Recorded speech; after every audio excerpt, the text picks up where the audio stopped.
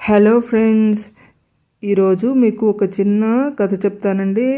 వెంకటేశ్వర స్వామి గోవింద అని పిలిపించుకోవటానికి తను కొండపై నుంచి తానే దిగి వచ్చి ఎలా పిలిపించుకున్నారో ఈ స్టోరీలో చెప్తానండి, వినండి.